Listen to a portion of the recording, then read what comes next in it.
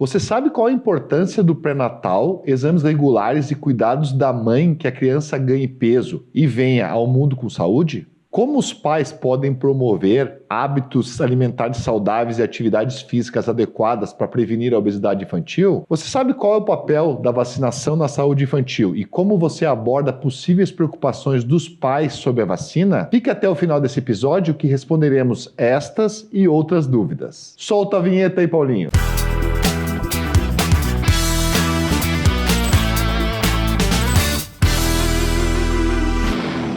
Sejam todos bem-vindos de volta ao Pod Parla, um podcast que fala sobre assuntos relacionados à saúde, esporte e educação. Estamos aqui eu, Celso Adami, Celso Adami nas redes e meu grande amigo... Tudo bem, Celso? Maurício Bizzi, @malbizzi nas redes sociais. Seja bem-vindo, então, Maurício, ao Pod Parla de hoje. Antes de tudo, gostaríamos de lembrar a todos que se inscrevam no canal, ative as notificações, compartilhe, curta e faça as perguntas que tem alguma dúvida. Hoje a gente vai falar com uma grande profissional, né? Um profissional há muitos anos. Amiga nossa. Exatamente, uma amiga que veio aqui falar um pouquinho sobre o dia a dia dela, sobre o atendimento que ela tenha de gente que ela atendeu pequeno e que hoje é grande, né? Então ela vai falar um pouquinho sobre a trajetória dela. Já vamos apresentar então a nossa convidada. Não se esqueça de fazer as perguntas, porque nós teremos uma live então no domingo e a gente vai conversar um pouquinho com ela também para tirar as dúvidas que vocês escreverem no canal do YouTube, né, Maurício? Isso aí. Hoje estamos aqui com os nossos parceiros Digitaus, onde a tecnologia encontra arte, Maurício. Então, você, dentista que quer um laboratório com um fluxo digital, entre em contato com a Digitals, né? E onde tem clientes de todo o Brasil, a gente está entregando um trabalho de precisão e com qualidade. É isso aí. Então, agora reformulando com um novo logo.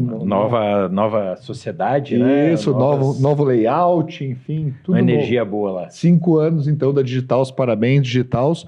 Além disso, SCAL, na vanguarda da educação odontológica, uma escola, né, Maurício? Voltada para o pessoal da odontologia, técnicos de prótese, né, com professores de renome nacional e internacional, que vão lá mostrar um pouquinho o seu trabalho, né, e você, dentista ou técnico que queira evoluir, né, pode procurar lá o pessoal nas redes e marcar seu curso. Legal, então. E você que quer, então, estar conosco aqui, colando sua marca, entre em contato através das nossas redes. Estamos muito felizes de receber, então, as marcas que são parceiras, que fazem... que são interessantes, que são legais, que fazem parte, então, do que a gente fala aqui. Pode colar sua marca aqui. É isso aí, então. Hoje vamos apresentar, Maurício, a nossa convidada. A doutora Neiva Perger Rocha, é um prazer estar aqui com a gente, né? A gente fica muito lisonjeado aí de ter você aqui essa horinha, trocando uma ideia, conversando um pouquinho aí sobre a tua trajetória de mais de 40 anos na pediatria, né, e mais em outras áreas. Maurício, que... Você é indicado, né, eu acho que de muitos anos, né, doutora? De muitos anos. Da tua área de atuação ao longo do tempo aí, seja bem-vinda ao Pod Parla. O prazer foi todo meu de ser convidada, né, pelo Maurício. Como eu disse antes, eu tenho um carinho muito especial pela família dele, pelo filhote que a gente está criando junto, né, o Mateuzinho. Isso aí, a doutora Neiva foi a pessoa que primeiro pegou o Mateus no colo na vida. É verdade, antes que os pais, né? Antes que os pais, legal, com certeza. Né? Mas, doutora, me conta, assim, um pouquinho da tua história, tua família, medicina, pediatria, né? Como é que chegou tudo isso ao longo do tempo? Na verdade, nós somos de uma família bastante humilde, né? Então, meus pais conseguiam escrever o seu nome e ler alguma coisa, mas eram pessoas que tinham pouco estudo, né? A gente estudou sempre em colégio ou estadual ou federal, né? Nós não conseguiríamos fazer de forma diferente. E lá pelos 14 anos, eu acho que eu decidi que eu ia fazer medicina. Não tinha noção, né, de quanto ia custar isso tudo, né, o tempo de formação e os valores que são pagos, né. O pai era uma pessoa muito restrita, muito rígida, ele não deixava que a gente fosse para Porto Alegre, por exemplo, para estudar, tinha que estudar aqui. Eu tinha inicialmente vontade de fazer veterinária, mas eu tinha que ir para Santana do Livramento, mas nem pensar que o pai deixasse a gente, né, sair de casa. Então, acabei fazendo medicina, que era o que era mais próximo, assim. E dentro da área de medicina, me lembro sempre que no 3º ano de faculdade, a gente foi fazer um estágio no Hospital Pompeia, dentro da obstetrícia. Ainda se faziam partos com as parteiras, né? Mas eram pessoas bem legais, assim, deixavam a gente botar realmente a mão na massa. E eu tinha uma parceira, que hoje é cirurgiã vascular em Porto Alegre, a Zita Bisinella, que é de Nova Pádua, também uma pessoa lá do interior, bem esforçada. E ela adorava fazer o parto, né? Fazia episiotomia, tudo direitinho.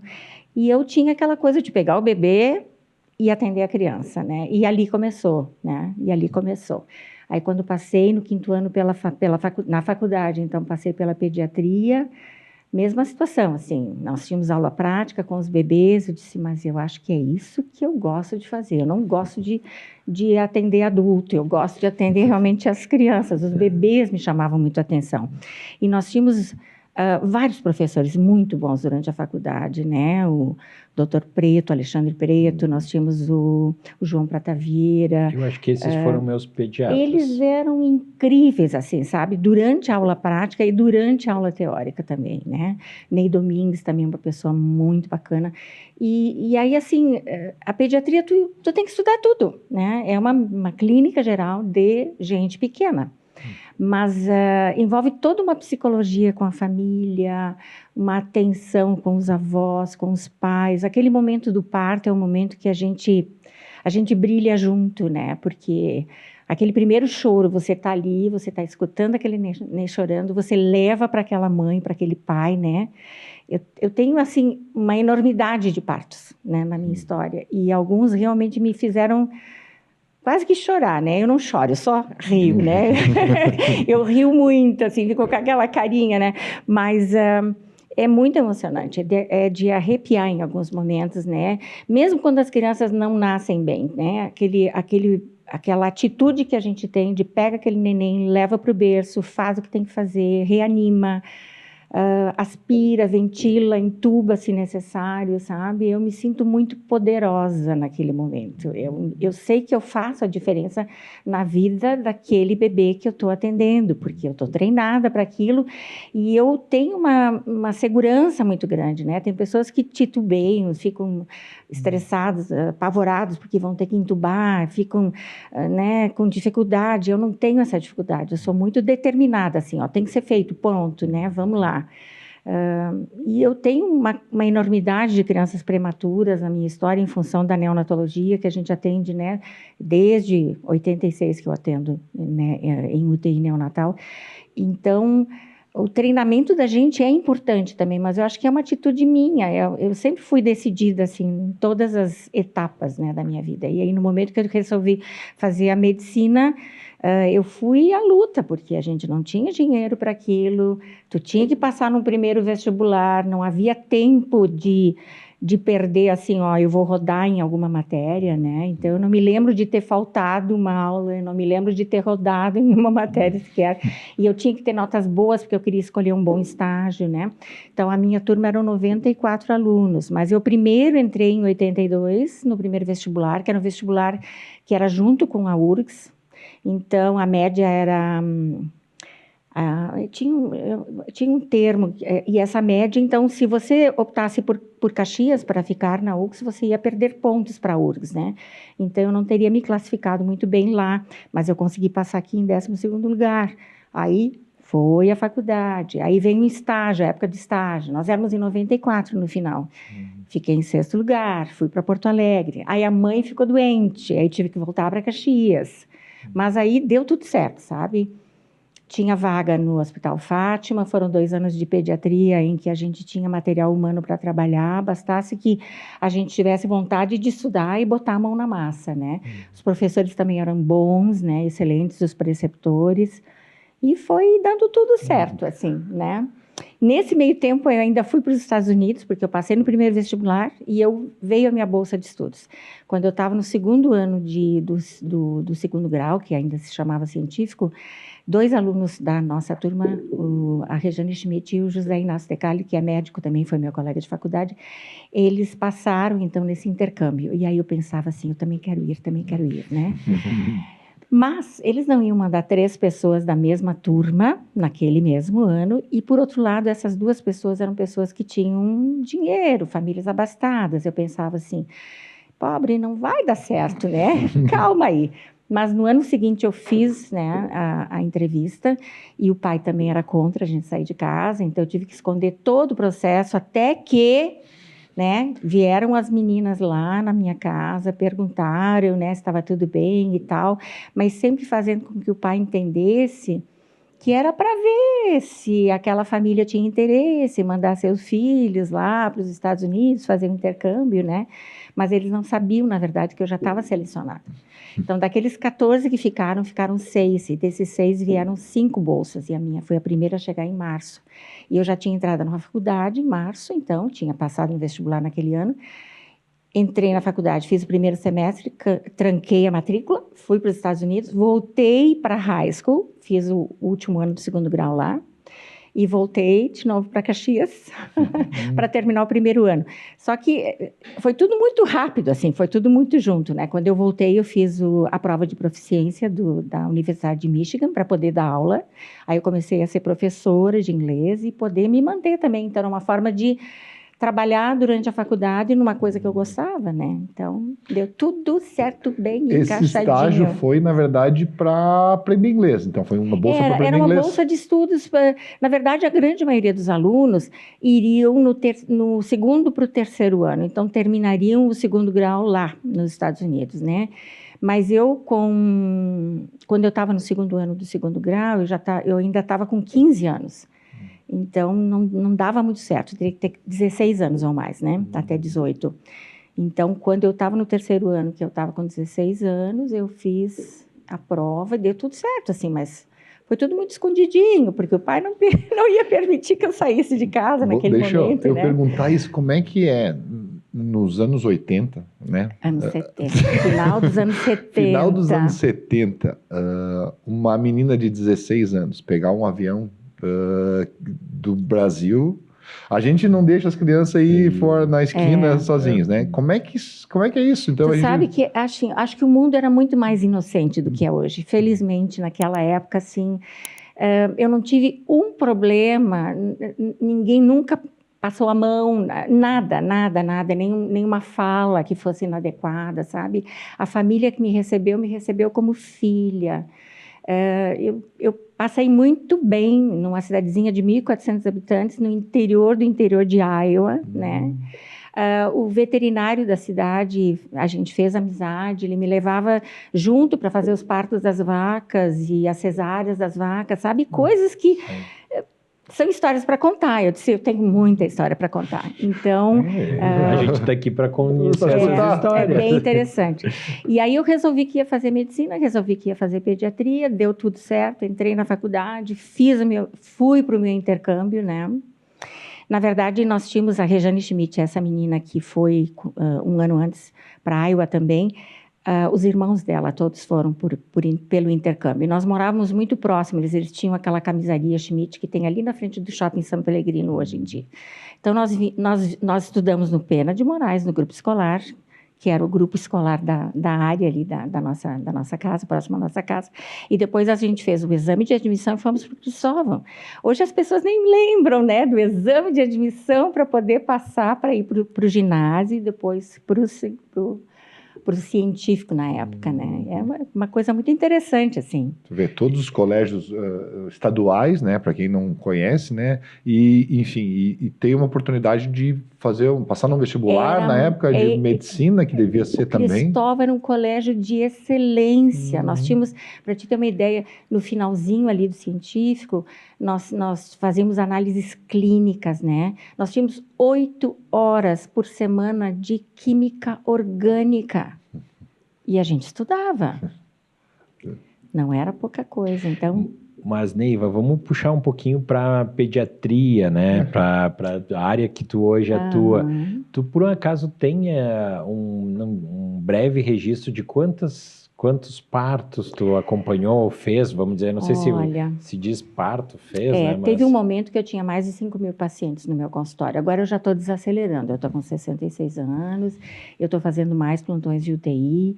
gosto muito, eu acho que me traz assim, eu sou muito boa nisso, né? Não, enfim, mas eu gosto de fazer procedimentos, eu gosto de examinar o bebê e melhorar a ventilação mecânica e fazer um catéter umbilical e fazer uma punção lombar e, sabe, esse tipo de coisa, montar o caso clínico daquela criança, entrar com antibiótico terapia, qual é o melhor antibiótico para isso, vai ver a cultura, o que está crescendo, então é bastante especializado, né? Que isso seria o que é a É a neonatologia. neonatologia. Eu trabalho em UTI neonatal desde 86. A primeira UTI foi a do Pompeia.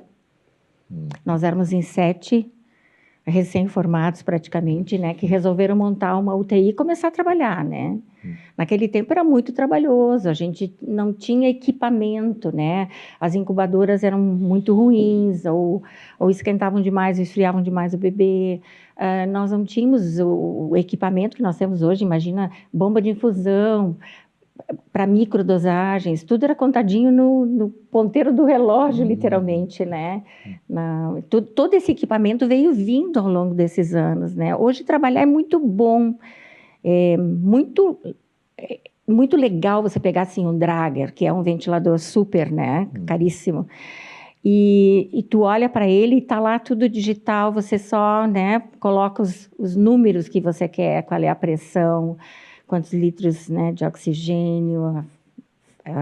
Facilita. É muito fácil agora, né? E preciso, e um cuidado muito maior, né? Mas precisou aquela base lá atrás para hoje certeza, fazer ser fácil, né? Precisou ter aquele conhecimento para hoje ser fácil. E eu digo assim, ó, o espírito que a gente cria, né, dentro dessas dificuldades, a gente fica muito mais fortalecido. Então, quando chega um neném ruim, tu te empodera de uma coisa que eu não sei explicar, mas, enfim, a gente atua melhor, né? Eu vejo que hoje o pessoal também trabalha muito bem, mas eles não... Quando você sabe entubar com um tubo ruim, você vai entubar muito melhor com um tubo de boa qualidade, né? Então, nós não tínhamos muito equipamento mesmo, os ventiladores mecânicos foram chegando depois, né? E quais são as condições mais comuns que levam as crianças a serem, né, infelizmente, ter que ir para uma UTI neonatal? Eu fico impressionada com a quantidade de prematuros que a gente tem hoje. Eu não consigo saber por que nascem tantos prematuros. Se é a vida moderna, as mulheres são muito agitadas, de repente a sexualidade dos casais, eu não consigo saber o que acontece, né? Mas a gente tem uma quantidade de prematuros muito grande.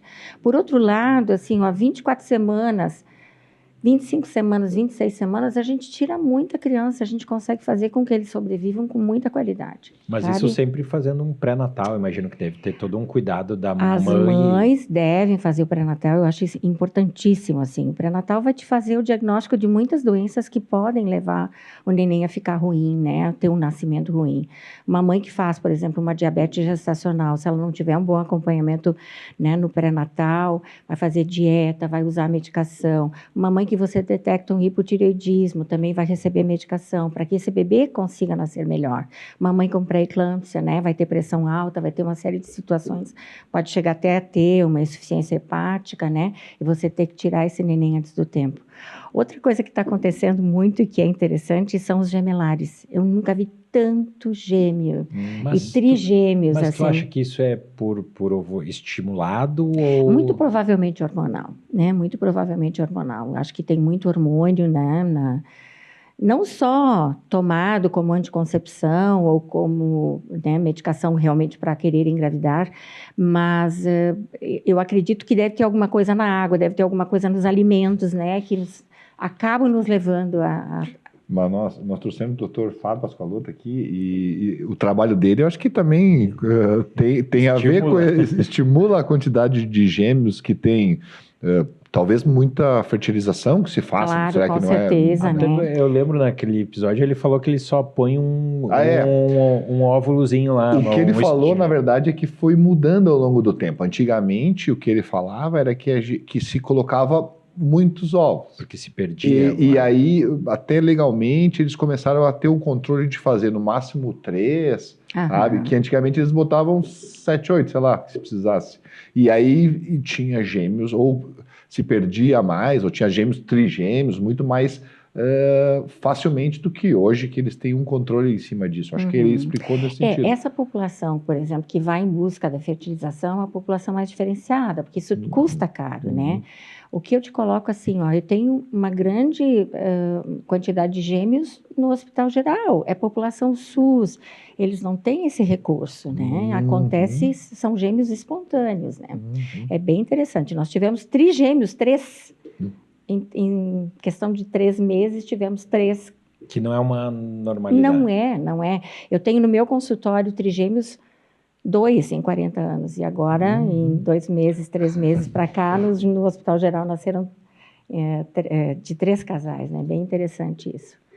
Mas eu te digo assim, ó, a neonatologia ela é apaixonante. Quem começa a trabalhar em neo não consegue, é difícil, a gente não consegue se desvincular.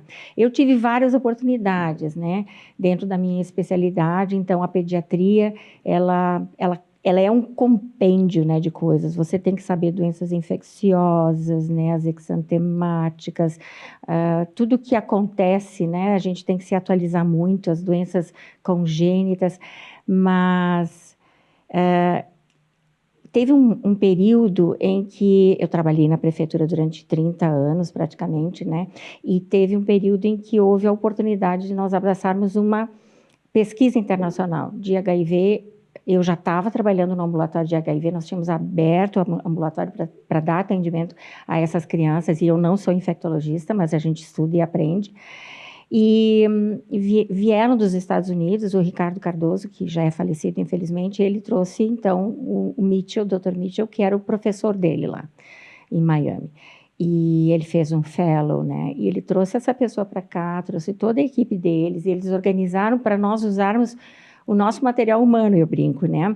Então, vários hospitais, o Fêmina, o Hospital Conceição, o Hospital de Clínicas em Porto Alegre, a Santa Casa, né?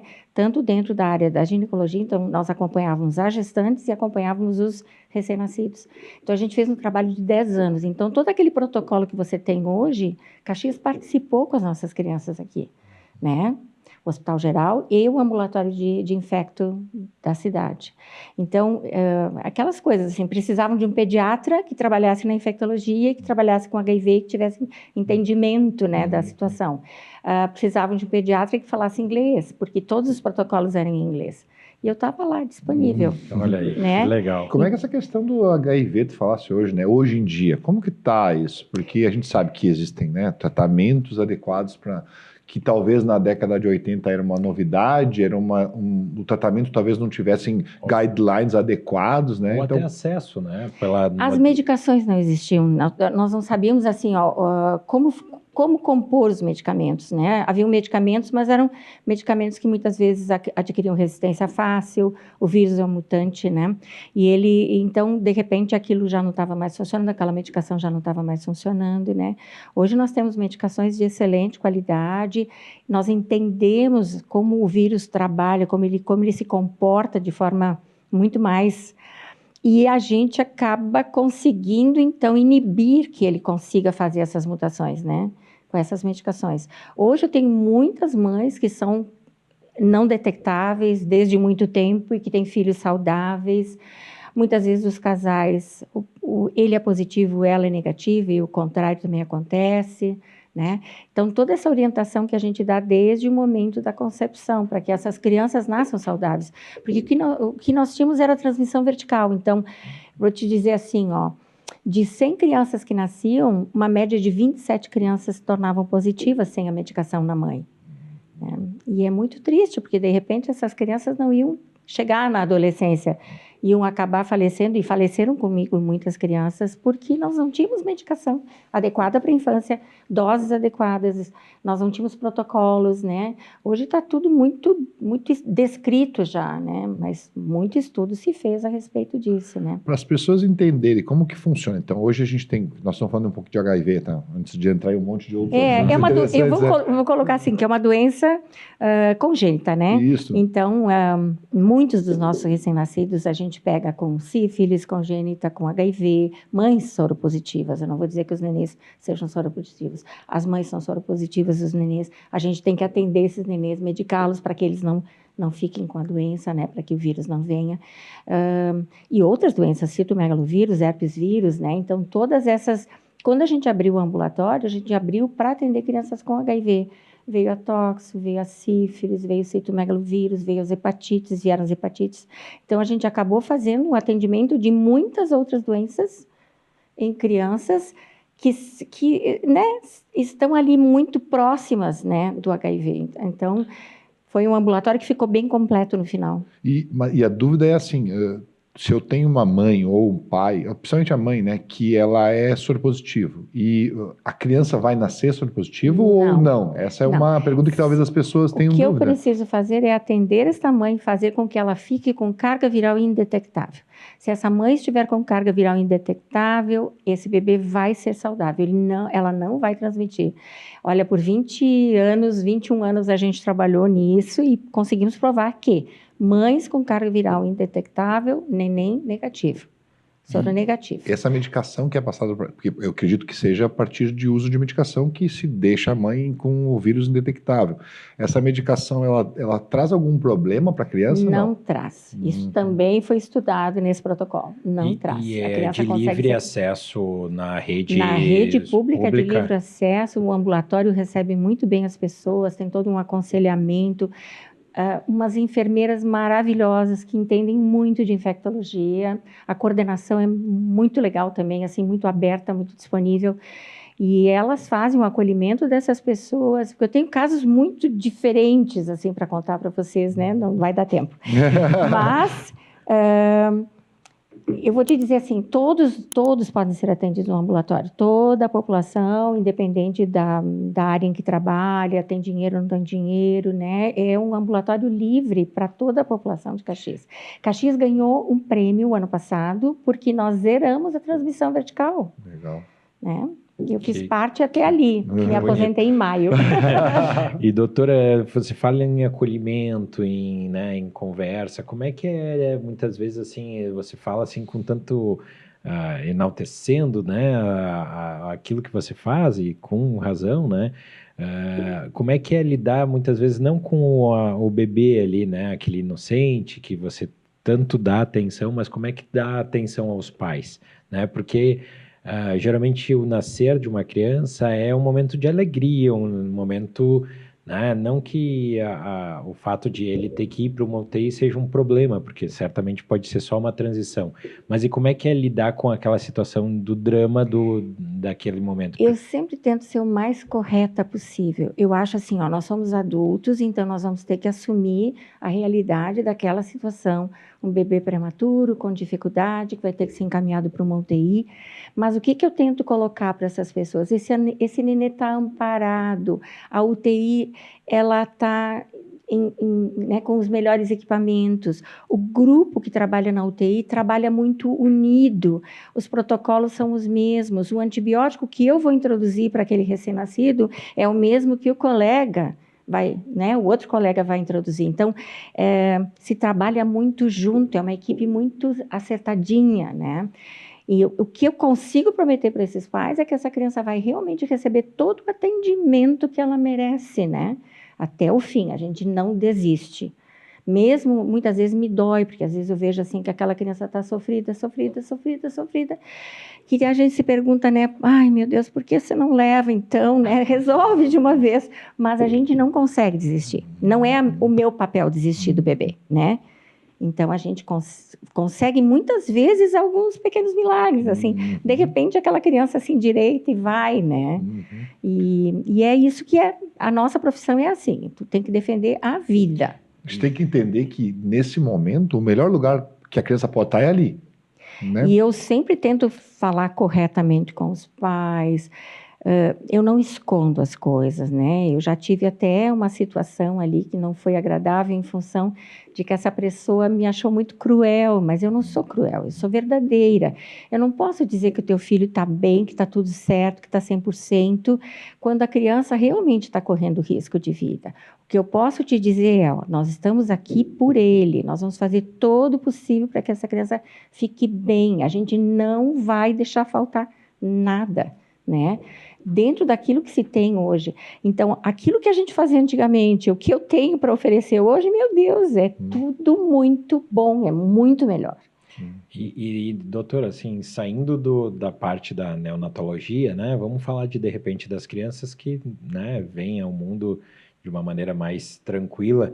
Como é que tu vê, assim, a necessidade de visitas, né? Como é que é o acompanhamento do desenvolvimento infantil? Como é que bem interessante. Como é que a parte da pediatria aborda, né? O neném nasce com a gente lá no hospital, a gente passa 2 a 3 dias, geralmente, né, orienta a família dentro do hospital, tudo que precisa. Tu passaste por isso, né, Maurício?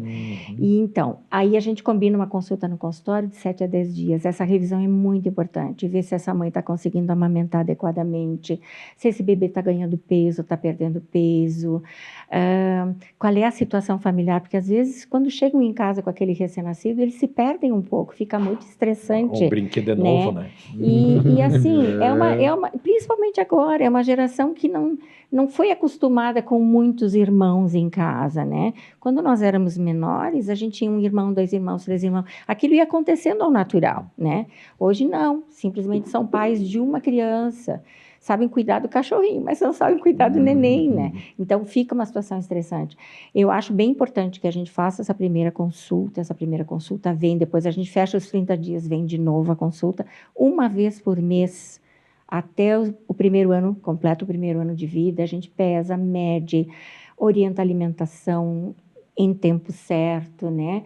Vai vendo como é que essa mãe tá conseguindo amamentar, se não está conseguindo amamentar. Às vezes tu tens crianças que a mãe tem leite, mas não tem o suficiente, você tem que complementar. Então, qual é a melhor fórmula que você vai administrar? Dependendo da criança, tem refluxo ou não tem refluxo, né? Hoje em dia tem muitos leites diferentes que a gente pode administrar. É bem interessante, assim, e fica mais fácil para o pediatra também. Eu acho que cabe aqui falar um pouquinho sobre a importância do aleitamento materno, não? Eu acho que sim. O que eu digo para vocês? Nós somos mamíferos, né? Então, dentro da nossa espécie, cada fêmea tem o leite adequado para o seu filhote, né? Entendendo isso, é que se criou muita fantasia também em relação à amamentação. Então, amamenta, posiciona de um lado, posiciona do outro, bota a criança sentada, bota a criança para cima, para baixo. Eu sempre digo para as mães, calma, simplesmente alcança o seio para o teu bebê. Só isso. Não precisa fazer mais nada. O resto ele faz sozinho. O neném já nasce com aquele instinto, ele vai sugar. São poucos os casos em que a gente tem uma criança mais teimosa, mais difícil, ou que a mãe eventualmente colocou uma prótese, então a lactação não vem adequada, né? A grande maioria dos leites são leites bem gordinhos, assim, normais, né? Uma que outra mãe tem um leite mais magro, a gente está proibido de falar que tem diferença nos leites, né? Mas eventualmente a gente tem uma mãe que esgota o seu leite, fica aquele sobrenadante amarelinho, e a outra que esgota o seu leite, o leite deposita no fundo, parece uma água de arroz, e em cima fica uma água limpa, né? Então, é um leite mais gordo, é um leite mais magro, então essa criança vai ficar com mais fome ou menos fome, vai engordar mais ou menos, né? Isso tudo também vai depender muito da qualidade da alimentação da mãe. Eu sempre procuro conversar bastante sobre a importância das frutas, dos legumes, né? Dos grãos, enfim. As mães também têm muita preocupação de perder peso logo depois que nasce o neném, porque ficam barrigudinhas, elas se acham mais feinhas, né? Eu procuro estimular e dizer, não, levou 9 meses para essa barriga ficar grande, então vai demorar também para ela evoluir, né? Vai ficar bem, calma, né? Mas a gente sempre orienta assim, da melhor maneira, para que essa mãe se sinta segura, ela tem que se sentir segura, alcança o seio para o teu filho, só isso. Não fica pensando, será que está descendo, será que não está descendo o leitinho, né? Tu vê hoje em dia, né, a vida dessas mães, ela não é que nem era antigamente. Elas são uma vida muito mais atarefada. As mulheres, elas com cada um trabalha, tem que trabalhar. De 4 a 6 meses elas têm que retornar ao trabalho. Isso. Isso também já começa lá no começo, né, da amamentação, elas já estão se preocupando como é que ela vai fazer quando ela começar a trabalhar. Mas né? a pergunta sempre é, eu penso, tá, e quanto tempo que a mãe deve amamentar? O quanto que é o saudável ela deve amamentar? E até quando que é o tempo de que, não, peraí, eu acho que agora nós estamos criando um problema, porque a gente vê às vezes. Antigamente se conversava, né?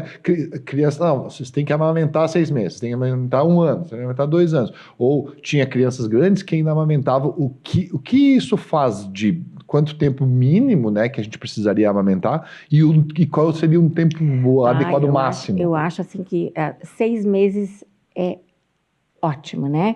Os primeiros 6 meses são muito importantes porque a partir dos 6 meses a gente começa a liberar algum alimento para o bebê. Se esta mãe conseguir alimentar ao seio materno até 1 aninho de vida, é perfeito, né? Muito bom. Se ela conseguir ir até os 2 aninhos, também fica muito bem. Mas a partir de 1 ano eu sempre digo para a mãe, olha, missão cumprida, a partir daqui você pode, né, suspender o leite materno. Mas muitas vezes as mães estão tão apaixonadas pelo ato de amamentar que eu não tiro isso delas, né? Deixa continuar amamentando, tranquilo. Depois dos 2 aninhos, muitas vezes se cria um problema que a criança só quer ficar pendurada no seio e não se alimenta, não quer comer os outros alimentos. Então, aí, se é o caso, a gente aconselha, então, a mãe a começar a disciplinar a criança. Olha, vai mamar em tal horário, como se fosse a mamadeira, não é? E a partir dali ele tem que comer, sentar, comer a comidinha, né? Almoçar, jantar, enfim. Mas também não é tão difícil assim. A grande maioria das mães, elas têm um desmame espontâneo a partir de um ano e pouco, né? Já começa com 1 ano e meio o desfraude, então já tem um outro comportamento da criança, né?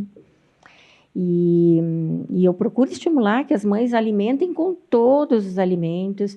A partir dos 7, 8, 9 meses, quando a criança começa a ter a pinça, a gente coloca os alimentos em pequenos pedaços na frente do bebê para que ele comece a ter um pouco de autonomia. Mas também sempre recomendo, olha, cuidado, porque muitas vezes você acha que a criança está comendo, ela está jogando o alimento na parede, no chão, para o cachorrinho, né?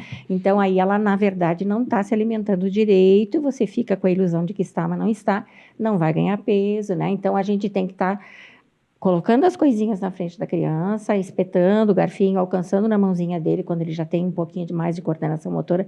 Eu acho essa fase incrível, mas também supervisionando, né? Muitas vezes a criança não consegue ainda, a gente está ali junto, dando a papinha na boca, né? Porque tem muita coisa, assim, a criança tem que ser independente. Mas a gente não pode imaginar que um bebê de 6, 7, 8 meses consiga ter essa independência para se alimentar sozinho, né? Isso é bonito lá no Face. Né? E Neiva, a gente falando um pouquinho de nutrição infantil, né? Antigamente as vós, elas além de estimular os filhos, ou né, já um pouco mais crescido, não dessa idade, as vós queriam ver o prato cheio, né? Porque a criança ficava corada, ficava gordinha, né? Hoje a gente sabe que essa criança meio obesa, uma obesidade infantil, pode vir do consumo moderno de alimentos, né? Como é que você tem abordado isso? Na verdade, a gente tem que conversar muito a respeito de calorias vazias, né? Então, eu vou alimentar a criança com legumes, com frutas, isso pode ir inclusive no mesmo pratinho, assim como a gente quando vai servir num buffet, a gente coloca lá um pedacinho de manga, um pedacinho de abacaxi, coloca uma carninha, coloca o arroz, feijãozinho, né? Então isso a gente coloca para as mães, olha, tu vai servir o prato do teu filho dessa forma, né? Sem porcariazinhas nos intervalos, porque é uma bolachinha, as avós adoram, às vezes, um danoninho. Agora, o danoninho a gente faz em casa, a gente pega uma batatinha doce, uma frutinha como um morango, esmagamos junto, né? Então, a gente também tem umas outras opções saudáveis, assim, receitinhas mais saudáveis. Mas eu acho muito importante que a gente, desde cedo, eduque a mãe a comer melhor e o filhinho a comer melhor. Então, não tem biscoito, não tem pãozinho com outras coisas no meio da... E alimentos industrializados, né? Que também, às vezes, os pais estão trabalhando fora, não tem tempo de fazer comida e se compra coisas, né, para colocar na mesa. Então, a gente procura sempre, ou tentam congelar. Por exemplo, ontem ainda estava conversando com uma mãezinha e ela queria cortar, né, os vegetais e colocá-los para congelar, para quando ela chegasse em casa já estava tudo pronto, ela só jogaria na panela. E isso perde muito, né? As vitaminas e sais minerais acabam sendo oxidadas, hein? Então, não é o ideal, né?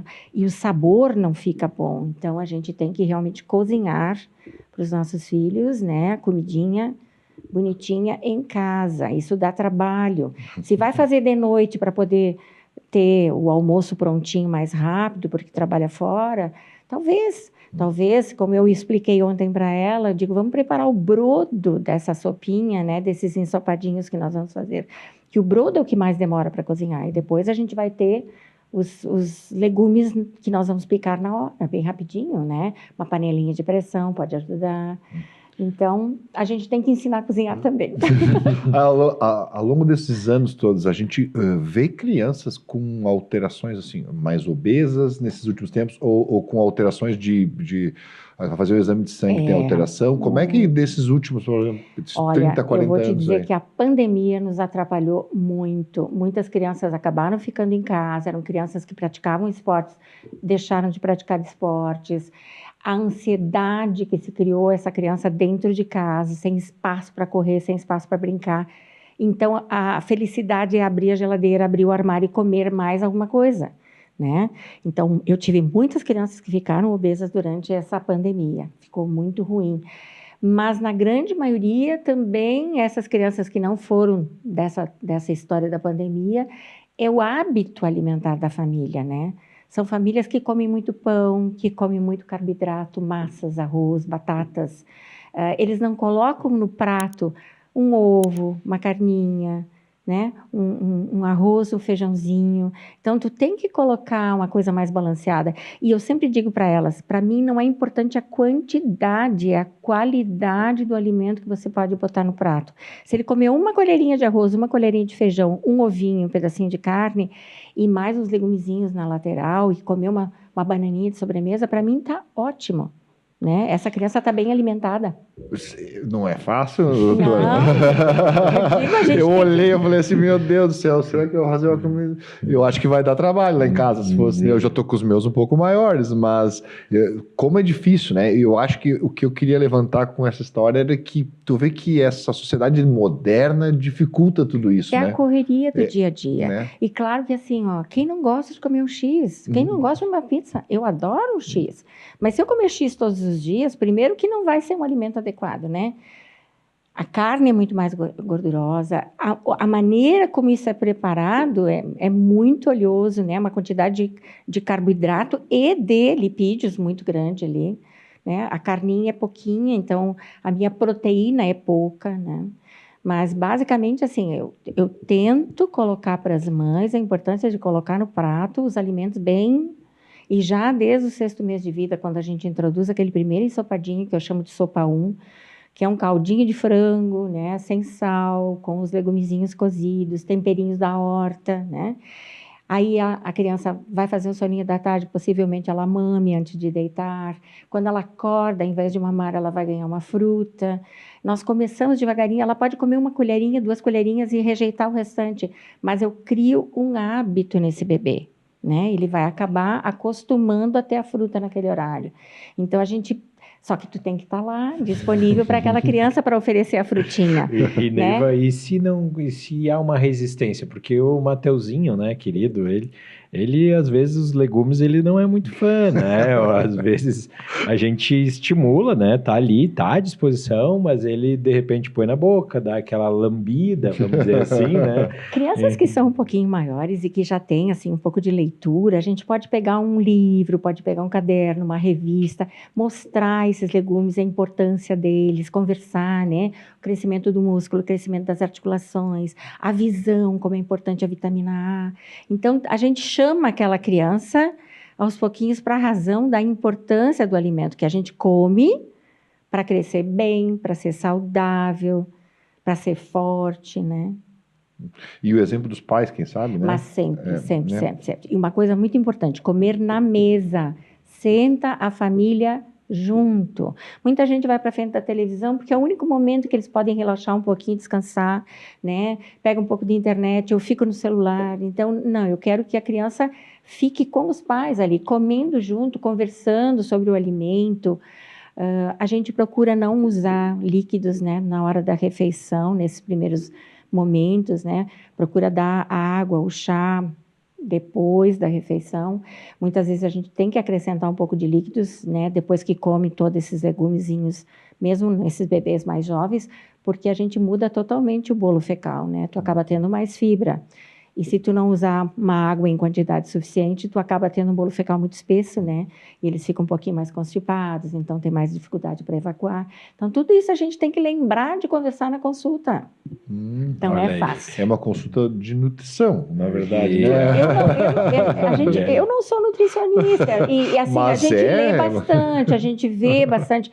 Mas eu não tenho a pretensão, né? Eu tenho a Kelly Vicente, que foi minha pacientinha, os filhinhos dela também são meus pacientes. Ela é filha de uma prima minha. Eu acho ela fantástica. Vocês seguirem ela no Instagram. A Kelly tem uma abordagem da alimentação, assim, incrível. Ela é 10 com estrelinhas, né? Então, muitas vezes eu tô ali, tô ouvindo a minha Kelly, né? Foi minha pacientinha. E tô ouvindo a minha Kelly, eu digo, isso eu vou aproveitar numa próxima consulta, com certeza, né? Vou passar essa mensagem para os meus pais, né? Então, a gente tenta se informar também, né? Mas, como pediatra, a minha função é colocar na curva de peso, colocar na curva de estatura. Eu coloco para a mãe e para o pai, olha, a curva de crescimento está adequada, não está adequada, né? Então, a gente procura também ter esses gráficos para mostrar, né? Está adequado, não está adequado, nós precisamos melhorar.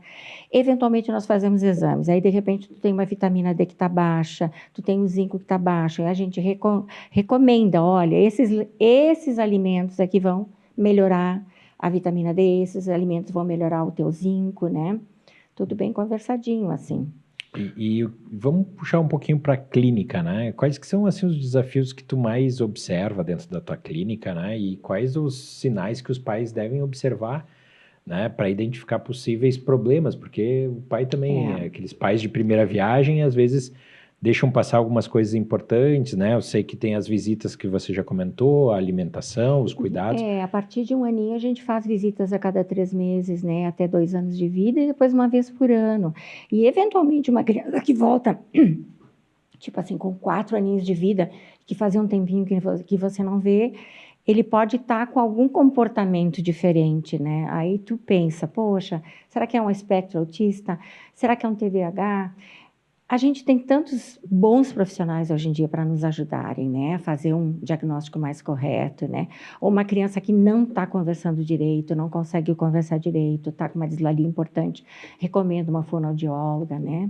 Eventualmente, alguma criança que você viu lá com 1 aninho de vida ainda não estava caminhando. Aí a mãe te traz lá com 1 ano e 9 meses e ele ainda não caminha. Então, até 1 ano de vida, a expectativa estava tudo bem, as pernas estão firmes, né? Daqui a pouco ele se solta e vai, mas com 1 ano e 9 meses já não está mais certo, essa criança está com algum problema. Então, tu recomenda, né, fazer uma avaliação com a fisioterapia, para ver se a gente, estimulando, resolve, manda para o neuro, para ver se tem alguma situação neurológica, né? Mas, quando você acompanha mês a mês, tu vai ver o desenvolvimento psicomotor, tu vai ver o comportamento daquela criança, tu sabe se ele está desenvolvendo direitinho ou não. São muito poucos os casos que te surpreendem depois, né? Muitas vezes, e não faz muito tempo, eu tive uma criança nessa situação, uma criança que se desenvolveu muito bem até 1 ano e meio, 1 ano e 9 meses. Eu diria para vocês assim, não detectei nada que eu pudesse dizer, essa criança está vindo com problemas, né? E ela me volta agora com 2 anos e meio e ela não está falando. Ela tem um comportamento, ela evoluiu. Ela desaprendeu as coisas que ela já fazia, né? A fala que ela tinha, ela desaprendeu. Então, o que aconteceu ali? Eu não consigo determinar. Então, tem que mandar para uma ressonância magnética, tem que fazer uma avaliação com o neurologista, fazer um registro poligráfico. Com certeza alguma coisa aconteceu, né? Mas é uma criança de tantas que você examina, né? Mas hoje o bom é disso, assim, a gente não fica sozinho, né? Tu percebeu que tem alguma coisa que não está legal, que não está bem, e tu já começa a estrada da investigação, né? Mesmo nos prematurinhos, né? Esses prematuros extremos que a gente acompanha, 24 semanas de idade gestacional, certamente eles vão ter alguma sequela. Essa sequela não necessariamente tem que ser... assim, ó, sequelas neurológicas, que eu quero dizer assim, pode ser só motor. Então, você vai encaminhar para uma fisioterapia adequada, e ele vai conseguir devagarinho, né, do jeitinho dele, ele vai conseguir, né, caminhar direitinho. Se tiver uma dislalia, tiver uma dificuldade de fala, você encaminha para fono. Então, a gente tem um monte de profissionais que podem te ajudar nesse caminho. A gente não faz mais uma medicina sozinhos, e não era assim antes. Eu posso dizer que não era assim antes. Mas, assim, eu acho que a gente tem um mundo ideal ali, né? Eu me preocupo um pouquinho com aquela população que não tem acesso. Como é que funciona isso para a população em geral, tipo, via SUS? Caxias é uma cidade especial. Caxias tem um SUS muito forte. O Hospital Geral é fantástico. Eu falo que trabalho lá dentro da neonatal. O meu atendimento dentro da neonatal do Hospital Geral não é diferente do atendimento dentro do Círculo Operário, dentro do Hospital da Unimed. E a grande maioria dos colegas que trabalham lá, a equipe é a mesma que trabalha nos outros hospitais. Então, os protocolos são os mesmos, a nossa atitude em relação ao paciente é igual. Caxias é uma cidade privilegiada, nós temos ambulatórios muito bons aqui, né? O centro de especialidades aqui na subida da Sinimbu, você encontra um neurologista, você encontra, né, para essas, a nutricionista, o neurologista, a fonoaudióloga. A única coisa é que a cidade cresceu demais. Nós temos uma população de Caxias e uma população extra Caxias, né? Porque muitos imigrantes que também têm acesso, né, a esse sistema de atendimento. Então, às vezes, demora. É a única coisa, né? Vai demorar, eventualmente, para conseguir uma tomografia, vai demorar para conseguir uma ressonância magnética, né? Mas é uma cidade que fornece muita coisa. Uma criança tem uma intolerância alimentar, por exemplo, intolerância ao leite de vaca, né? O Estado fornece o leite especial. E essa população SUS, eles têm como conseguir esse leite que é tão caro, né, para alimentar esses bebês. Então, muita coisa melhorou foi para melhor mesmo. Eu hoje não nós estamos... sei das outras Exato, cidades, essa né? era uma pergunta, né? Então, como é que é no interior? Esses dias eu estava conversando acesso? com uma paciente que é de Nova Roma. Nova Roma é fantástica também em relação à saúde. Né? Eu fico assim, com vontade de trabalhar em Nova Roma, pelo atendimento que eles dão, a atitude positiva que eles têm com os pacientes do SUS. É praticamente só SUS em Nova Roma. Sim. E funciona super bem. Então, tem cidades menores em que tu tem uma prefeitura, né? E os órgãos, enfim, envolvidos, que realmente se importam em fazer um bom atendimento. Eles querem dar para a população, fazem questão de fazer uma coisa bem feita, né? Então, a gente tem cidades do interior muito boas. E, infelizmente, tem outros lugares que são muito pobres, né? Então, a arrecadação certamente não é suficiente para colocar esses profissionais todos a trabalharem ali, né? Eu acho que deveria ser todo igual, não é? Mas Caxias é privilegiada, sempre foi. Outra coisa importante, Caxias agora está um pouco diferente, né? Mas até poucos anos atrás, eu te diria que 70% não era SUS. 70% eram pacientes que tinham algum tipo de convênio, porque tem muita indústria que fornece, né, o convênio para esse funcionário. Então, agora eu acho que está 50-50, está mais ou menos meio a meio. Mas Caxias foi muito privilegiada nesse sentido. Na época do meu mestrado, a gente fez um trabalho falando sobre isso. Tinha uma colega minha que era do Nordeste. Então, a gente fez uma comparação de como é que eram os atendimentos na minha área, que é a odontologia, em diferentes regiões do Brasil. E a gente via que no Nordeste eram, assim, números muito altos. 80% da população dependia de alguma forma do SUS. Então, tu falasse que 50% hoje aqui é SUS e convênio, porque, claro, a gente tem no estado que privilegiado, a nossa cidade, nosso estado, a região, talvez toda nossa, sim. Toda a região, sim. Mas se nós temos um Brasil muito grande, a gente vê que em outros lugares, uma grande maioria das pessoas depende do seu atendimento do serviço de saúde público. E aí vai depender das pessoas que são contratadas também. Se tu tem um centro de saúde em que tu tem uma enfermeira top, né, que ela se importa com o paciente, mesmo que ela não tenha muitos recursos, ela vai ter uma atitude para frente. Aquele paciente está precisando disso, disso, disso. Eu vou em busca para aquele paciente, né? Muitas vezes a pessoa também, ela é uma pessoa sem muitas condições, nem para ela própria, né? Eu estou falando da enfermeira, mas pode ser o médico, claro. E aí ela não vai se importar porque ela não tem uma atitude proativa, né, em relação àquele paciente. Eu tive a felicidade de trabalhar com gente muito boa sempre, dentro do Hospital Fátima, dentro do Hospital Pompeia. Hoje mesmo nós conversamos sobre uma enfermeira, a Suzete Rodini, que foi a nossa enfermeira, assim, gestora. Ela nos cuidava e, ao mesmo tempo, nos cobrava, né, dentro da UTI do Pompeia. É uma pessoa fantástica, né? Dessas pessoas que vão até o fim fazendo as coisas que têm que ser feitas. Porque tem gente que esmorece no meio do caminho, né? Tá dando muito trabalho, eu vou largar por aqui, né? E no Pompeia nós não tínhamos recursos, a gente não tinha equipamento. Me lembro sempre da doutora Maria do Carmo Matana, que vinha nos dar aula, entre aspas. Ela vinha examinar os nossos pacientes, os nossos prematurinhos, etc. E, ao mesmo tempo, ela nos explicava tudo, né? Então, ela examinava aquele paciente na tua frente, tu aprendia a enxergar o que tinha que ser visto, né? Nesses prematurinhos.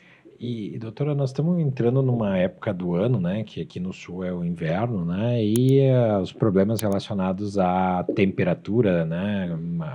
Não para de chover, né? Então, as doenças respiratórias são muito comuns nesse perfil de criança que, de repente, tem uma imunidade não tão estabelecida ou fortalecida, né? Não sei como é que vocês falam isso, né? Eu queria que tu tecesse um comentário a respeito de tudo isso. Tu sabes que durante a pandemia, o que aconteceu? As crianças ficaram em casa. Nós praticamente não tivemos bronquiolites, nós não tivemos doença pulmonar durante o inverno, né? O que acontece? Hoje nós trabalhamos fora, as nossas crianças, a partir dos 4, 5, 6 meses, já estão na escolinha. Então, é um grupo de crianças, uma está resfriada, acaba ficando esse vírus no ambiente, tu acaba contaminando os outros, né? Quando esse bebê é retirado porque está doente, ele vai para casa e fica um tempo em casa, ele se recupera. É um ciclo. É um ciclo, porque ele volta saudável, mas ele pega de novo, né? Então, eles vão passando. Isso é por um período, até que tu realmente fortaleça o teu sistema imunológico, e aí tu já está mais vacinado também. Essas crianças acabam ficando mais velhas e mais vacinadas, e acabam não pegando tantas infecções. Mas o fato é que, por exemplo, essencial respiratório, todo inverno a gente tem essencial respiratório. Né? Não é de hoje, porque hoje se criou uma certa... Sempre existiu essencial respiratório, adenovírus, parainfluenza 1 e 3, né? São vírus que estão sempre, durante o inverno, circulantes. Causam um estrago muito grande em bebês muito pequenos, fazem uma bronquiolite severa, né? Essas crianças acabam precisando de oxigênio, acabam indo para o hospital, acabam ficando hospitalizadas. Agora, olha o milagre, nós temos o catéter de alto fluxo, que é um equipamentozinho que abre aquele alvéolo, abre aquele brônquio. Então, a gente consegue dar um atendimento para esses bebês. Nós tivemos muitos mesmo, eu te diria assim, nesse período curto de 3 meses, os últimos 3 meses, muitos nenéns recém-nascidos, porque para nós recém-nascidos é até 28 dias de vida, com bronquiolite por essencial respiratório. Chegaram no hospital muito mal e acabaram indo para o catéter de alto fluxo, acabaram indo para ventilação mecânica, então, ou invasiva ou não invasiva, e acabaram ficando bem, né? Então, a gente tem mais recurso hoje para atender essas crianças, mas não tem o que fazer. Nós precisamos circular pela cidade. O fato de você entrar num shopping com um recém-nascido, ou com uma criança pequena, circular pelo shopping, né? Aquele mundaréu de gente circulando junto, é impossível, não tem uma redoma em que a gente possa segurar os nossos bebês, sabe? Teria que segurar em casa. E hoje a gente não consegue mais alguém que fique em casa. uma babá, uma pessoa como nós tínhamos antigamente. Eu tive uma pessoa que ficou 23 anos com os meus filhos em casa. Né? Essa pessoa se aposentou aos 73 anos. Ela veio trabalhar comigo com 50 anos. Ela ficava em casa, ela fazia o serviço de casa, dentro do que era possível, claro. Lavava roupa, né? Passava roupa, fazia alguma comida. Eu chegava em casa, já ia para a cozinha também. E as crianças ali com ela, sabe? Então, ela sempre foi uma presença, era como se fosse uma tia-avó, né, dentro de casa, uma pessoa do bem, me ajudou a criar os meus filhotes, né? Hoje não se encontra mais esse tipo de pessoa. Fica muito caro quando você consegue.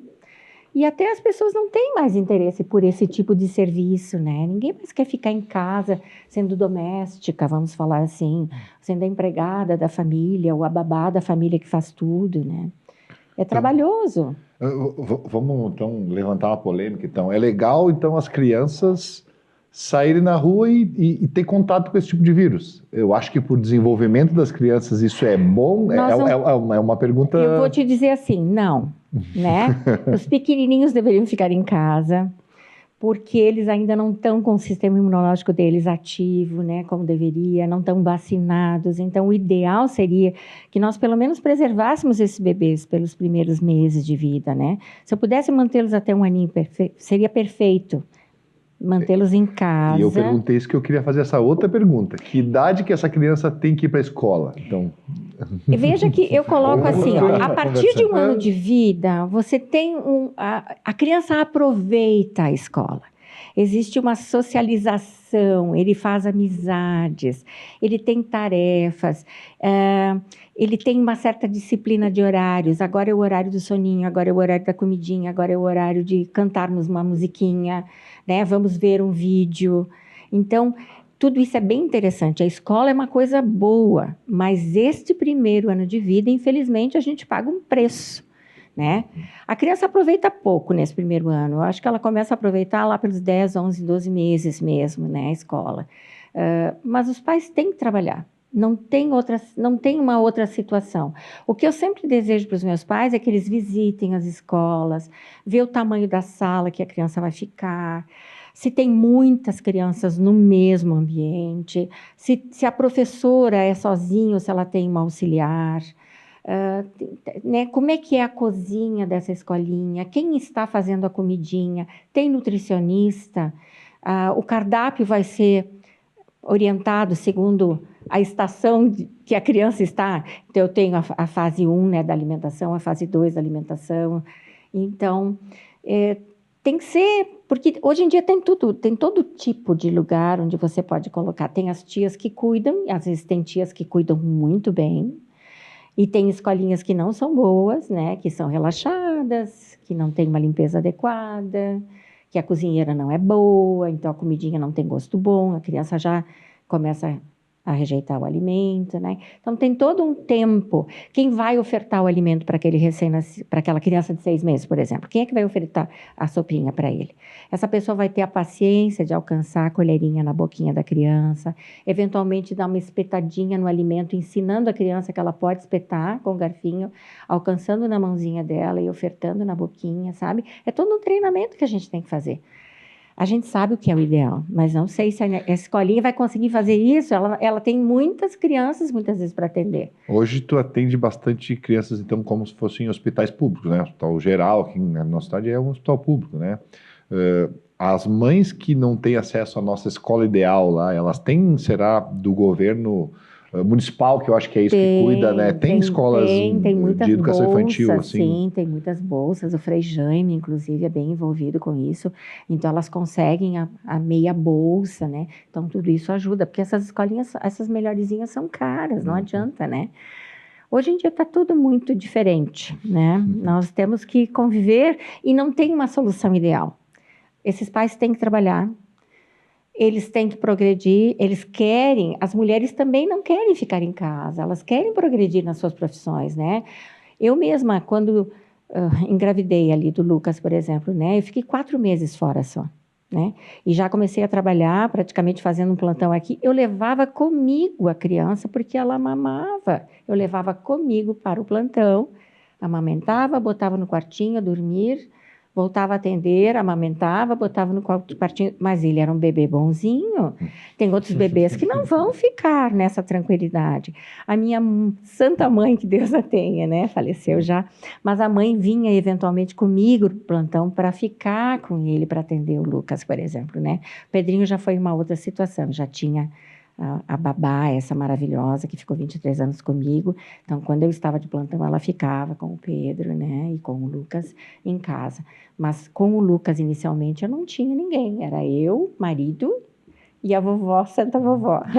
E Neiva, num momento da tua fala, tu falaste em vacinação, né? Fala um pouquinho de vacinas, a importância dos pais se preocuparem. Tem uma caderneta de vacinas, Tem uma caderneta de uma vacinas. frequência de uso né, de um momento da evolução da criança para ela ter esse benefício das vacinações, né? Nós temos um programa nacional de vacinação que é maravilhoso, né? As vacinas públicas são boas. Elas podem ser um pouquinho diferentes das vacinas que nós compramos no particular, mas elas são excelentes. Por exemplo, eu vou te dar um exemplo assim, ó, tu tens a pentavalente, que é uma vacina de células inteiras na rede pública, e tu tem a celular na rede particular. Quando tu compra a celular, ela é uma vacina que não te dá tanta febre, não dá tanta dor no local da aplicação. Mas ela, por si só, ela também é uma vacina que produz um pouquinho menos de anticorpos, né? Ao longo de uma dose, 2 doses, 3 doses, 4 doses, nós vamos ter elas vão se equiparar, né? Mas por que o governo compra vacina de células inteiras? Porque eu estou precisando vacinar uma população. Então, em termos de vacinação de rebanho, aquela vacina fica mais interessante. Não é só porque ela é mais barata, não. Nós temos, então, na rede pública a pneumo 10 valente, e agora na rede particular a gente tem a 13 valente e a 15 valente. E agora estão vindo outras, né? Mas aqueles 3 sorotipos, e eu ouvi isso em congresso, aqueles 3 sorotipos da 10 para 13, eles não são importantes para a doença pneumocócica. Então, os 10 valente protegem a criança das doenças mais graves do pneumococo, né? Aqueles 3 sorotipos não são importantes. É claro que à medida que toda a população vai sendo vacinada para aqueles 10 sorotipos, os outros sorotipos que não foram vacinados, eles se tornam mais valentes, né? Então, a gente vai ver uma incidência maior desses outros sorotipos. Então, claro que, se eu tenho meu filho e tenho condições de pagar essa vacina particular, eu vou tentar fazer a melhor delas, né? O que eu sempre aconselho os meus pais, assim, ó, eu sou de uma geração que as crianças morriam de coqueluche, morriam de sarampo, morriam de varicela com encefalite. Eu vi crianças do meu consultório falecendo com coqueluche, tossindo no tubo, né? Já estava em ventilação mecânica, essa criança de 3 meses acabou falecendo. Então, eu não quero mais ver, como eu vi essa minha colega que eu estava te falando antes, uma colega, né? Uma queridona, estudiosa, super inteligente, mas com sequela de paralisia infantil, com dificuldade no deambular. Se uma pessoa é dextra e não consegue folhear o livro, porque tem uma paralisia infantil naquele membro, né, superior direito. Então, é muito triste da gente ver, né? Enfim, sobe escada, desce escada, todo o trajeto do dia a dia, né? Então, eu não quero mais ver o que eu via antes, sabe? Eu acho que a vacina é muito importante. Eu acho que as pessoas têm que pensar assim, eu não quero vacinar o meu filho. Mas quando você não vacina o teu filho, tu tá botando em risco o filho dos outros também. Né? Porque se o teu filho se contaminar com uma doença, porque ele não é vacinado, ele pode passar para outros bebês menores que não chegaram ainda a ser vacinados, né? Então, é uma cadeia, a gente tem que ter essa noção. É importante vacinar, as vacinas são boas, a população em geral aumentou muito porque também as pessoas são vacinadas e já não morrem tanto. Imagina morrer de tétano. Eu tive um tio meu, não faz muito tempo, eles foram limpar ao redor da Capela de São José. E ele se machucou, se feriu ali, uns espinhos, provavelmente, né?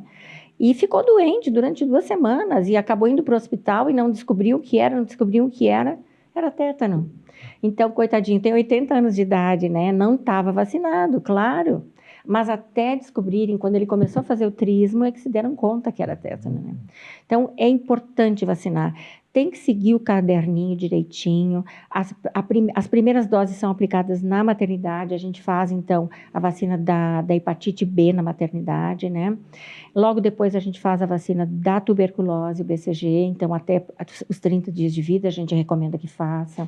Na unidade básica de saúde tem muitas vacinas que a gente pode dispor de qualidade, não é porque a gente compra uma vacina que ela é melhor, ela é um pouco diferente, né?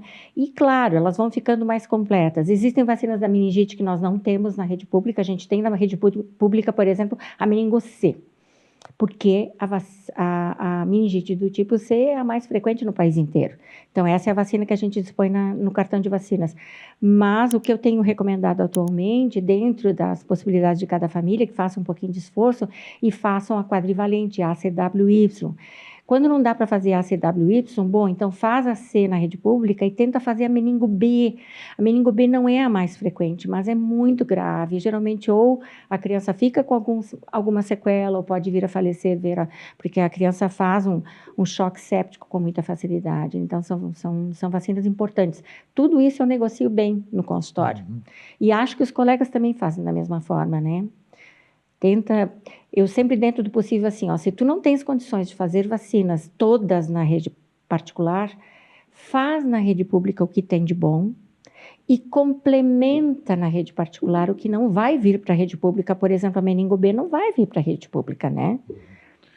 Interessante uma coisa, assim, que eu acho que é importante a gente falar, né? As vacinas previnem doenças virais, né? Normalmente. Bacterianas e virais também. A gente fala que, por exemplo, a poliomielite, ela foi, não existe mais, erradicada. Né? Mas a pergunta é se a gente não vacinar os nossos filhos agora, porque ela não existe mais, vamos pensar assim, circulando. Se a gente não vacinar esses filhos, que a gente continua vacinando as crianças para poliomielite, tétano, difteria, coqueluche, enfim, todas as doenças, e se a gente não vacinar mais os nossos filhos, eles podem voltar a ter epidemias de... Nós podemos ter pólio de novo na nossa população. O que eu te digo assim, ó, a gente tem que lembrar que não somos só nós, assim, ó, a cidade não é fechada, né? Sim. Tu tem gente que migra, tem gente de todo lugar. Olha o Covid como que foi, né? Então, tu tem, aqui mesmo em Caxias, venezuelanos, haitianos, né? A gente tem muita gente de fora. Então, eles vêm sem vacina. Não foi há 1 ano, 2 anos atrás, então, que nós tivemos casos de sarampo de novo. Nós também estávamos sem sarampo, né? No momento em que eles vieram de lá com sarampo, carregando sarampo com eles, né? Acabamos tendo crianças que faleceram por sarampo no Rio Grande do Sul, inclusive. Não só ali, mas a gente tem um mundo que tem avião, que vai para tudo que é lugar, então, claro... O mundo ficou muito pequeno, exato, né? Então, as pessoas circulam muito, mas especialmente essas pessoas que vieram de fora, muitas vezes pessoas mais humildes, que não tinham uma vacinação regular, né? Então, acaba que fica tudo misturado. Bom, doutora Neiva, estamos chegando ao fim da nossa conversa. Mais uma vez, é um prazer a gente ter você aqui. E no final da nossa conversa, a gente faz umas perguntinhas meio pinga-fogo, assim, né? Só que são coisas mais pessoais, ou, né, para te deixar muito mais à vontade do que tu tá. Você me falava que estava preocupada, né? Mas tu vê que é uma conversa, né? Sobre aquilo que normalmente você fala. Eu me lembrei muito no nosso papo aqui, muito daquilo que eu acompanhei na evolução do meu filho lá no teu consultório, e queria saber de você, né, um conselho que tu recebeu e que tu acha que é legal de comentar com o pessoal. Olha, sejam decididos, vão à luta. Eu, quando penso na minha trajetória, né, meus pais vieram da colônia, sem instrução, a gente não tinha recurso nenhum. Aqueles primeiros 5 anos naquele coleginho, né? Muitas vezes a gente não ia nem com roupa, com agasalho de inverno, né? Porque a gente ia de guarda-pó, que era o aventalzinho aquele do coleginho, por falta de recursos, mas eu nunca desisti, eu sempre fui em frente. Fiz o exame de admissão, foi para o Cristóvão. Cristóvão foi um colégio muito bom para mim, assim, a gente, naquela época, era um colégio excelente, né?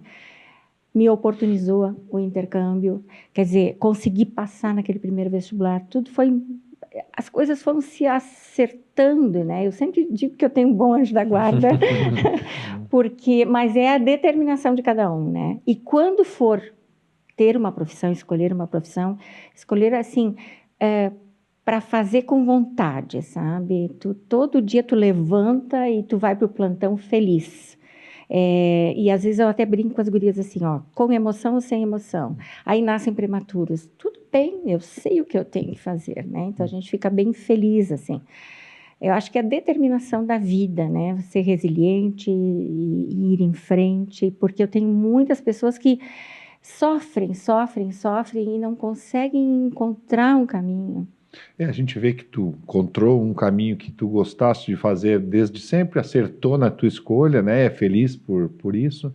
Mas tem alguma habilidade que tu queria ter que tu não tem? Queria dominar alguma coisa que tivesse aprendido diferente? Ai, olha, gente, eu sou tão envolvida em tanta coisa. Eu adoro jardinagem, eu adoro uma arquitetura, um design, por exemplo. Eu amo de paixão os meus gatinhos, a veterinária, né? A veterinária que eu acabei não fazendo, mas eu fui para atender os bebezinhos também. O olhar, né, eu sempre digo que o olhar dos filhotes é muito semelhante, né?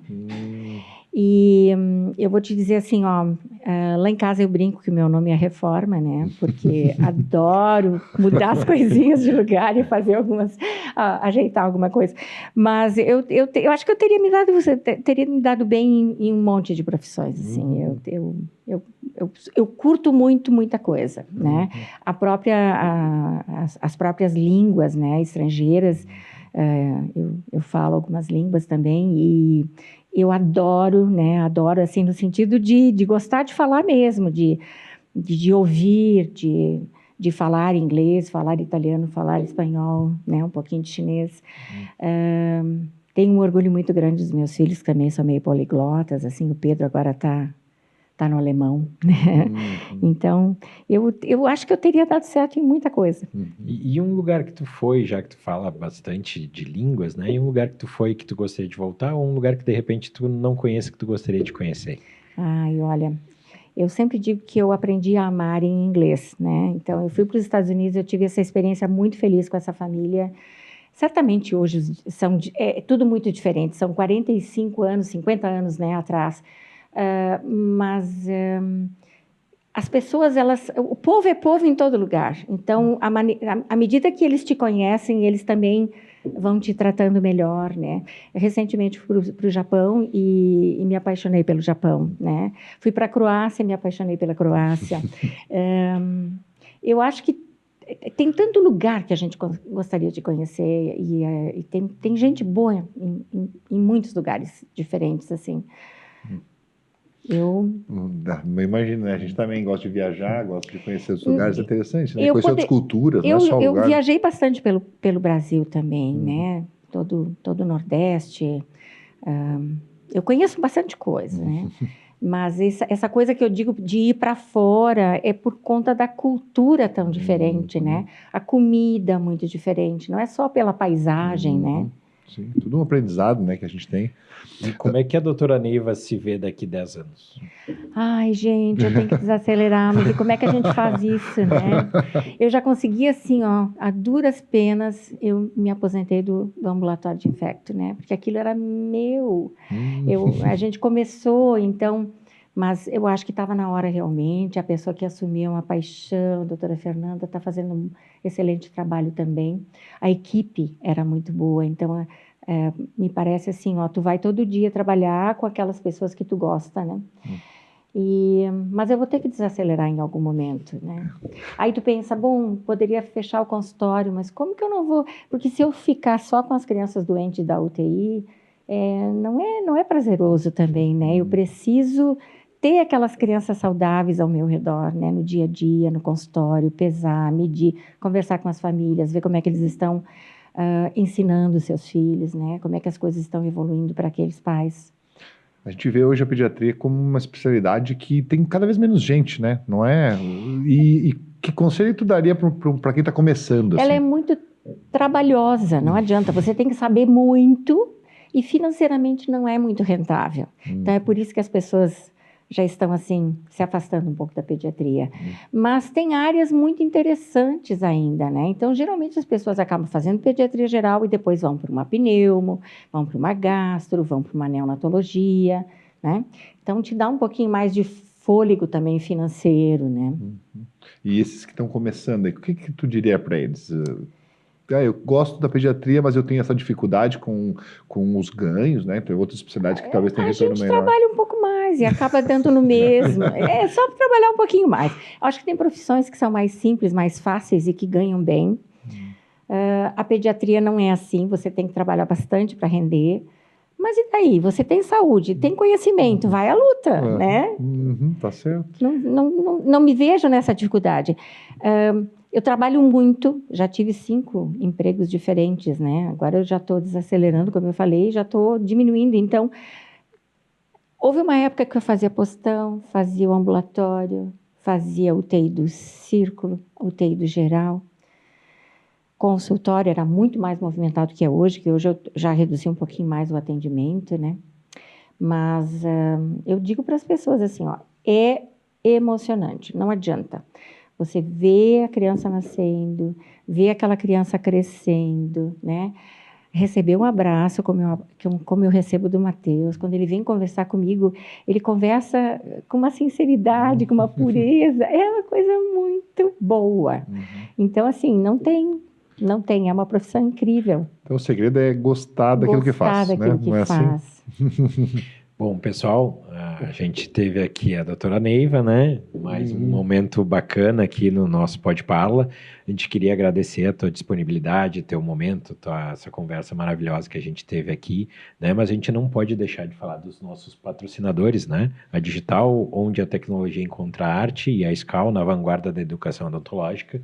Lembrar o pessoal de dar o like, de compartilhar, enfim, de avisar para todo mundo desses episódios que estão tendo informações importantíssimas para todos, né? Mas principalmente para quem tem filhos, enfim, muita coisa legal que a gente conversou hoje aqui. Façam as perguntas que tem, a gente sempre faz uma nova chamada conversando e respondendo as dúvidas que as pessoas têm. Enfim, é isso. A gente está à disposição também para qualquer nas dúvida, nossas redes sociais, né? Se a doutora quiser, fica à vontade. Eu agradeço muito, espero ter sido adequada. Eu falo muito, eu sou bem tagarela, né?